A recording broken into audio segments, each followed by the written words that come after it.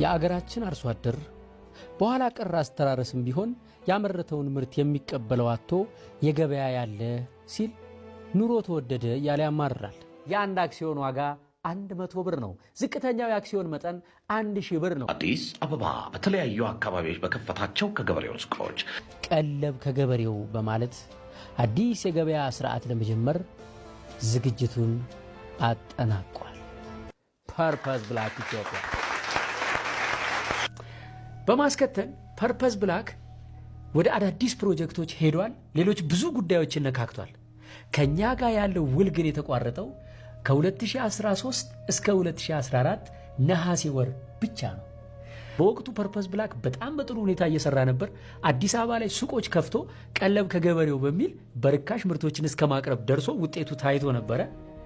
እናመሰግናለን ብለው ሰርተፍኬት ሰጥተውን ቢሮአችን ድረስ መጥተው አመስግነውን በሰላም ከፐርፐዝ ብላክ ኢትዮጵያ ጋር ተለያየን።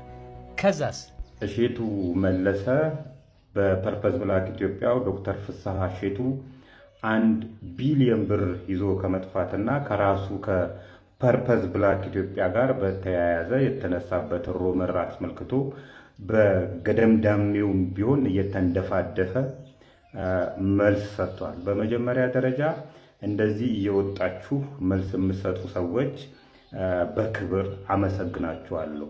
ምክንያቱም የረሳንላችሁ የመሰላችሁ አጭበርብራችሁ ሀብታም የሆናችሁ ሰዎች እንደዚህ እየወጣችሁ መልስ የምትሰጡበት ጊዜ ስለደረሰ የምትወጡና ነገሮችን የምታብራሩ ሰዎች በግሌ አከብራለሁ፣ አመሰግናለሁ። ነገር ግን እሼቱ መለሰ ከመለሳቸው መልሶች መካከል እኔ የሰራሁት ማስታወቂያ የፐርፐዝ ብላክ ኢትዮጵያን የፋርም ሴክተሩን እንጂ የሪል ስቴቱን ሴክተር አይደለም የሚል መልስ ነው የሰጠው። ይሄ በሌላ አባባል ዶክተር ፍስሐ እሼቱ ይዘው ሄደው ብር እኮ የሪል ስቴቱን ብቻ አይደለም እኮ ሼር የገዙ ይሄ የፈረደበት የአዲስ አበባ ሕዝብ አለ። ኮንሱመሩ አገራችን ሰፊ መሬት አላት።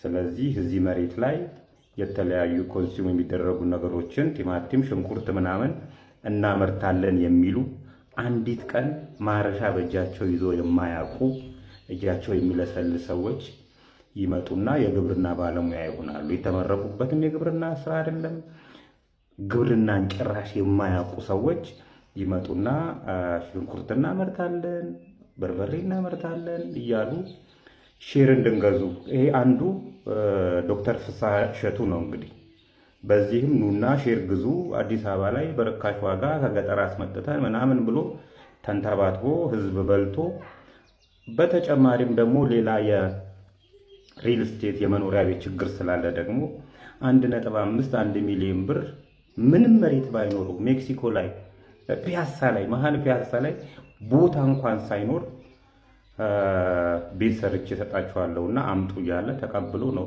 እጥብ አድርጎ አሜሪካ የገባው። አሜሪካ ከገባ በኋላ የመንግስት ሰዎች ሊያሰሩኝ ስላልቻሉ ኧረ እባክህ ተው እንጂ ዋቴቨር ኤኒዌይ ዶክተር ፍስሐ እሼቱ ይዘው የጠፉት 1 ቢሊዮን ብር የሪል ስቴቱን ብቻ አይደለም ከግብርና ሴክተሩም ላይ ነው ይዘው የጠፉትና እቺንም አስብባት። አመሰግናለሁ። የክብርት ከንቲባዋ ንግግር በሶሻል ሚዲያ ላይ መነጋገሪያ ሆኗል። ክብርት ከንቲባዋም እንዲህ ብለዋል። እስከ መጨረሻው ስሙትና ሐሳባችሁን ስጡበት። ጎዳና ላይ ወጥቶ ምግብ የሚያስለምን ምንም ምክንያት የለም። ከነኚህ ምገባ ማዕከላቶች ውስጥ ወደ አንዱ ጎራ ብሎ ትኩስ ንጹህ ምግብ፣ የተመጣጠነ ምግብ መመገብ የሚቻልበት ከተማ ሆኗል። ጎዳና ላይ የሚያስወጣ ምክንያት አዲስ አበባ ላይ በአሁኑ ሰዓት የለም። ስለዚህ በየጎዳናው ለዕለት ጉርስ ለሚለምኑ ወገኖቻችን ሁሉ ድጋሚ መልእክት ማስተላለፍ እወዳለሁ። በከተማችሁ ውስጥ እነኚህ የተገነቡት ምገባ ማዕከላቶች የእናንተ ናቸው። ንጹህ ምግብ፣ ደረጃውን የጠበቀ ምግብ በክብር እጃችሁን ታጥባችሁ በንጽህና መታችሁ እዚህ መመገብ ትችላላችሁ። እና ተጠቀሙበት። በ51 ተሳፋሪዎች ላይ የደረሰው አስደንጋጭ አደጋና ፖሊሶችን ያስገረመ ታምር። መኪናው ተገልብጦ ሁሉም በጭንቅ ላይ እያሉ ይህች ሕፃን ግን እናቷ አጠገብ ያለምንም ጉዳት ስትጫወት ተገኝታለች። ይህ ክስተት ፈጣሪ ለንጹሃን እንዴት ባለ ልዩ ጥበቃ ደራሽ እንደሚሆን በግልጽ ያሳየ ነው። ታምሩ ካስገረማችሁ አሜን በሉ። ለተጎዱትም ምሕረቱን ተመኙ። ለተጨማሪ መረጃ ፎሎ ማድረግ እንዳይረሳ። አዊንታ በርሲሳ የሚዘገባቸው ነገሮች አንዳንዴ ይገረማለሁም ደነቃለሁም። የሀገሬን ነገር ሳስብ ስለ ደቡብ ኢትዮጵያ የዘገበውን ላላያችሁ ሰዎች እንደገና ላስታውሳችሁ። የደቡብ ኢትዮጵያ ስርወ መንግስት ይላል። አቶ ጥላሁን ከበደ ወልዴ የክልሉ ርዕሰ መስተዳድር ይለናል። ዱዴ ታምሩ የአቶ ጥላሁን የርዕሰ መስተዳድሩ የአቶ ጥላሁን ከበደ የአክስት ልጅ ናቸው ይለናል። የርዕሰ መስተዳድሩ ጽህፈት ቤት ኃላፊ ናቸው ይላል። እንደገና ደግሞ ባህሩ ሙላቱ ከበደ የርዕሰ መስተዳድሩና የፕሮቶኮል ጉዳዮችና የመንግስት ግንኙነት ኃላፊ ናቸው ይለናል። የርዕሰ መስተዳድሩ ያጎት ልጅ ናቸው ማለት ነው እኚህ ሰውዬ። እንደገና ደግሞ ብርሃኑ ዘውዴ የክልሉ ከተማና መሰረተ ልማት ቢሮ ኃላፊ የቀድሞ የጋሞ ዞን አስተዳዳሪ የነበሩ ናቸው ይለናል። ዶክተር ቦሻ ቦንኬ ልዩ አማካሪና የአማካሪዎች ጽህፈት ቤት ኃላፊ አብሮ አደግና አማች ናቸው ይለናል የርዕሰ መስተዳደሩ።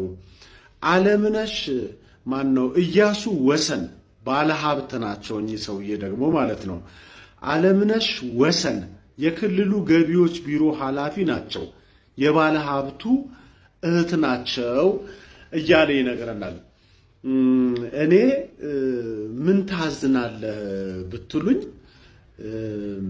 ክልሉ እንግዲህ የተባረክነን ምናምን የሚሉ ናቸው በብዛት የደቡብ ህዝቦች ማለት ነው። ክልሉ የክልሉ ህዝብ ራሱ እውነቴን ነው አባቱ ዳኛ ልጁ ቀማኛ የሆነው አድሚኒስትሬሽን ስርወ መንግስት ሲገነባ ቆሞ ማየቱ፣ በተጨማሪ ደግሞ መንግስትን እጠይቃለሁኝ እኚህ ሰው ከላይ ሄድ ሆነው ከስር ያለውን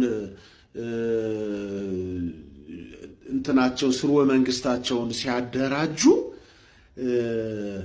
የመረጃና ደህንነት ቢሮ ምን እየሰራ ነው?